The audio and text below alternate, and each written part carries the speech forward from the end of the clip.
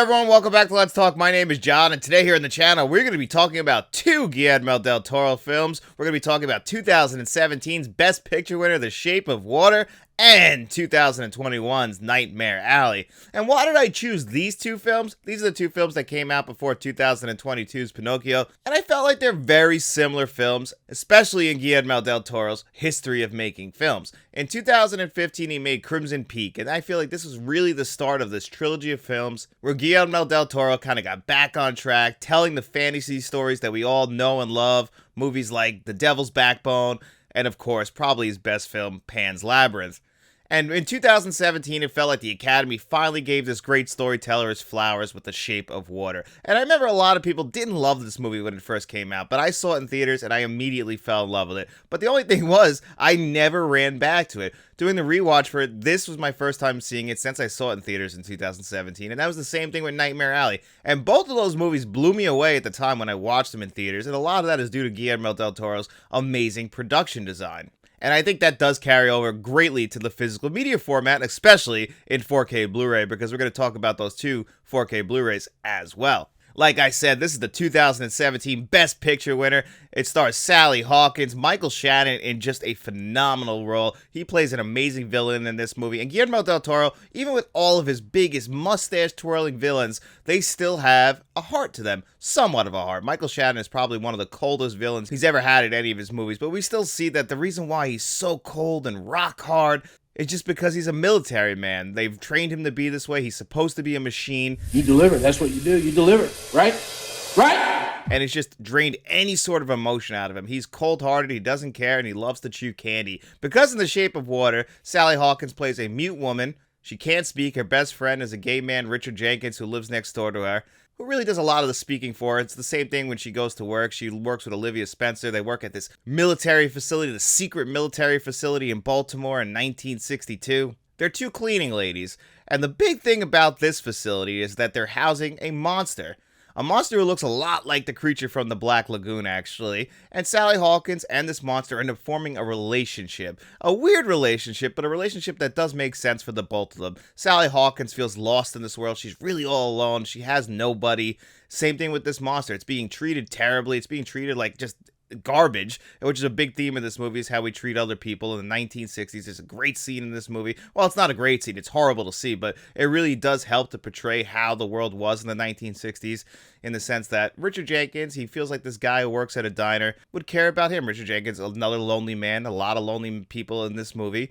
All the lonely people are good-hearted, warm-hearted people, but the world just doesn't see them that way. And Richard Jenkins, a gay man, he ends up, trying to hit on the guy who works at the diner. And we see, no, you know what? Now you got to go because you're gay. And then we also see him throwing out black people and saying, no, we don't serve you inside. We can bring you the food outside. Just really showing, like, we thought this guy was a good guy, but no, deep down, he's just a horrible person. And that's just because that's how America was in the 1960s.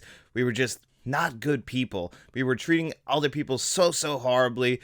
And, in this dark world, we also now get Sally Hawkins and the monster ended up forming a beautiful relationship. And I get it. People were saying, like, this is that movie with the monster and the woman loving each other. And I understand that might seem a little bit weird, but because it's Guillermo del Toro and the way he crafts a story is so beautiful. This movie has such a beautiful score in it. And again, the use of green in this film is phenomenal. One of the best shot films as far as digital films go. That's the one thing. Once we came to digital, a lot of people said we lost the visuals. We lost that really unique film look that we can't really replicate with digital. But I think Guillermo del Toro is one of the best directors to use digital cameras. He knows how to light these sets, make them feel unique. I mean, the way green is in this film, everything is green. Different shades of green. They bring it up in the movie, how the Cadillac is teal. The time cards that Sally Hawkins and Octavia Spencer punch in with are green as well. So it's just making great use of the colors, and it's such a beautifully shot film. Even the key lime pie that pops up in this movie is just so green, and it ends up building to a great conclusion, just like a lot of Guillermo del Toro movies. Makes great use of weather. That's another thing when we get to Nightmare Alley.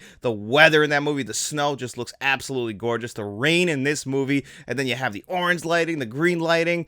I mean, it's just gorgeous. You could pause the movie, take a screenshot of it, and then you could take that picture and put it on your wall. Such a beautiful film. And again, just having the villain be this mustache twirling villain, just a real asshole, but yet you understand why he is the way he is. You get a great Michael Stuhlbarg performance in here as well, who always gives great performances, but he never really gets to be the leading man, other than in A Serious Man. That's the only time we ever really get to see him portray the leading man, and he does such a good job. He does a great job in this performance as well. I'm not going to unveil what his character is, but he does have a heart to him, and he's really being pulled in a bunch of different directions, but I really did appreciate him in this movie, and I really think that The Shape of Water, if you haven't seen it, it is one of the best and most beautiful fantasy films you'll ever see. Deserved that Best Picture win, in my opinion. I mean, it even has a dance scene in this movie, which I guess was appealing to the Academy. You know, the Academy loves to toot their own horn, and they love to go back to the classic era of cinema, and nothing like a good dance number will do that for you. Of course, putting the old Guillermo del Toro spin on it works as well, and I really do love that scene. I really do love The Shape of Water. It is one of Guillermo del Toro's best films. Is it his best film? That I'm not sure of. I still think Pan's Labyrinth will always be his best film. That movie just has such a heart to it as well, but this one is really riding on its coattails. I would say right now this is probably my number 2 film, maybe number 3, because I really did love Pinocchio, and that will get its own video. We're not going to talk about that here right now, because the next film we're going to talk about is 2021's Nightmare Alley. This is the film that he followed up this movie with, and it's very similar. It's done by Fox Searchlight again, who would eventually be sold off to Disney, and that's why the first 4K Blu-ray is distributed by 20th Century Fox before Disney had bought them, and then the second 4K Blu-ray is from Buena Vista, which is basically just Disney, even though the 4K Blu-rays are very similar, and we'll talk about those in a second. But Nightmare Alley now stars Bradley Cooper, basically a glorified con man. We can see that he's had this really hard life. His father was just awful to him, and he does something to his father to get that revenge, but we're not going to talk about that yet. And really, throughout the first 20 minutes of this movie, Bradley Cooper doesn't even speak, which is very funny, because if you've just seen The Shape of Water, Sally Hawkins doesn't speak in that movie, so is this guy another mute? But we really see that he's just a sponge. He's taking in all the stuff that's going on. He shows up at a circus, finds a way to weasel his way into this. Willem Dafoe is the boss, the big man in charge of this circus, and he's like, all right, you know what, I'll give you a job. You know, you help us out, we'll pay you, we'll let you drink. He says, I'm not a drinker, I'm not going to do that. And he's like, all right, cool, that's no problem, we'll pay you a little bit, you travel with us. This is where he meets a bunch of other people like Ron Perlman, Toni Collette, all of which have jobs at this circus. But then, of course, he meets Rooney Mara, and he really sinks his claws into them, because we don't really realize it yet, but Bradley Cooper is the real villain of this movie. But just like all of Guillermo del Toro's villains, you know, this one's really got a heart to it. This one really is operating in the gray area. This is a Del Toro fantasy film, but this is Del Toro putting his twist on a neo-noir film. So we're peeling back all those layers of who this character is as the movie is going on. Who is Bradley Cooper? We really don't find out till the very end of it. We have Cate Blanchett pop up halfway through this movie, just steal the show, give a phenomenal performance. And another big thing about this movie, just like The Shape of Water, is the production design. Del Toro just really knows how to light his films and use great, beautiful sets. Not CGI, everything is real, everything looks phenomenal. Like I said, same thing with The Shape of Water and the use of rain in that movie. They use snow beautifully in this movie. Some of the best looking snow, which we should have known that. Have you ever seen any other Guillermo del Toro movies? He really knows how to use weather in his films, and I just love that. I know that's probably hard for the actors, even hard to direct, but Guillermo del Toro just kind of scratches that itch for me with beautiful production design. That is a big thing for me. You already are checking a couple boxes off for me, because I did love Nightmare Alley the first time I saw it, but this one is not a flawless film. The Shape of Water is definitely the better of these two movies. Nightmare Alley is great. I think the screenplay is phenomenal, even though you kind of can see the ending coming from a mile away. I think it's not as smart as it thinks it is. I still really enjoy the story. I still really love how it builds up to the conclusion we get, which I think is Bradley Cooper's best scene in the entire film, because I love Bradley Cooper. You guys have heard me talk about Maestro here on the channel. I'm probably one of the only 5 people who think that movie is a masterpiece. I know a lot of people didn't like that movie. I know it's not really getting its flowers at the Academy Awards this year, but still love that movie, love Bradley Cooper. But I do think Bradley Cooper is a little bit miscast in this film. You know, him doing that accent, that old-timey accent. If you change your mind, we'll split 50-50. And if not, I'll keep it.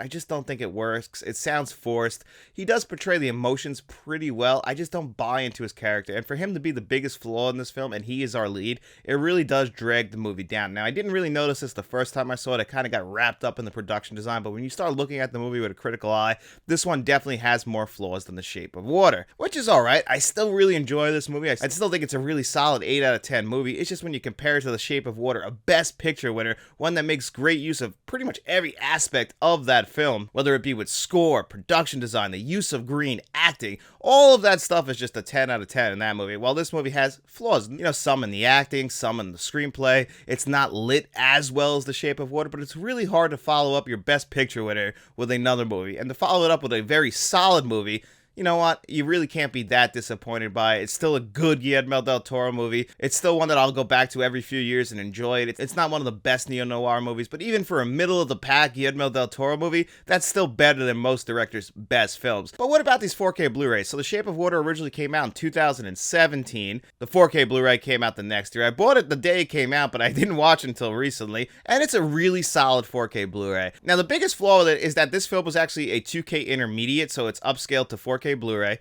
It doesn't have Dolby Vision. It is in the aspect ratio of 1.85, and unlike Nightmare Alley, this actually only has a DTS HD 5.1. It's got some other languages that you can listen to, including Spanish, which makes sense. Guillermo del Toro is a Spanish man himself. You'd want at least that on there. I would have liked a little bit more audio options so that there were other languages and subtitles, but it's alright. Still thought the DTS HD 5.1 track was really good for this. Like I said, the score for this film is phenomenal. It just really adds to the fantasy element. It really does feel like whimsical almost, this score, and I love it. And you know what? They made great use of it with this audio track, really spreading it around through the 5 channels. I thought it was really well done. The bass was pretty solid. It's not anything that's going to knock your socks off, but for this type of film, I thought it worked really, really well. Now, the visuals, even the Blu-ray is really solid for both of these movies, Nightmare Alley and The Shape of Water. So if you were to actually compare the two, what's weird is, like I said, this one is a 2K intermediate, while this one was actually shot on digital 4K. So this one is actually being downscaled to the Blu-ray, while this one is being upscaled to the 4K. So there is some differences there. And also, Nightmare Alley got a Dolby Atmos track, but this is a Disney Dolby Atmos track, so that means it's not the greatest Dolby Atmos track. It's solid, though. There's really nothing to complain about. But just like The Shape of Water, it's nothing that's going to knock your socks off,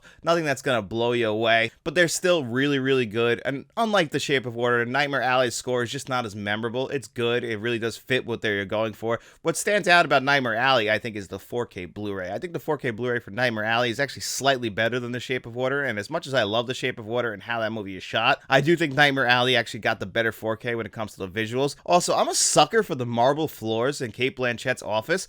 I don't know why, those black marble floors, her office just looks stunning, but you can just see the reflection off the floor.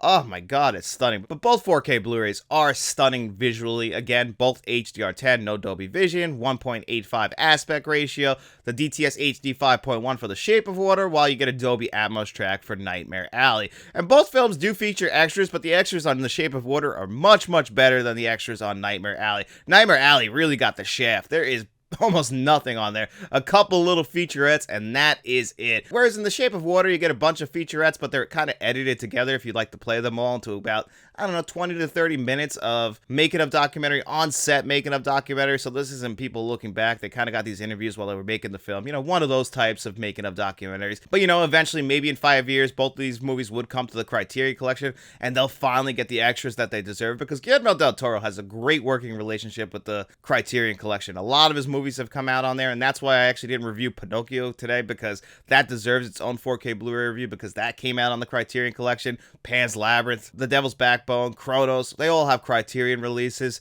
And, that's really where you see the extras. Meanwhile, Guillermo del Toro has released 4K Blu-rays in other areas, like in the Sony Pictures Classics 30th Anniversary set. That's where you'll find The Devil's Backbone on 4K Blu-ray. Pan's Labyrinth also has its own 4K Blu-ray release. Guillermo del Toro, huge supporter of physical media, so eventually I do think that these will get a different treatment, a better treatment. These kind of just both feel like, let's get the 4K Blu-rays out there. People will enjoy these. They will appreciate them, mainly because they appreciate these films. They're both great movies. But the 4K Blu-rays, the visuals are what stands out on both of them. Just stunning visually. Some of the best movies that are shot digitally, because when we talk about movies being shot digitally, they just don't compare to movies that were shot on film, because that's just the best way to make a movie look good. But I think Guillermo del Toro's use of lighting in his movies really helped to make these movies stand out in the crowd, and it's some of the best movies that were ever shot digitally. And going from the Blu-rays in both of these to the 4K Blu-rays, and the Blu-rays on both films are solid. But when you jump to the 4K Blu-rays, it's a noticeable jump, almost to the point where your jaw hits the floor. It's just that stunning. And I think The Shape of Water and Nightmare Alley both have 4K Blu-rays, but I would have to give the edge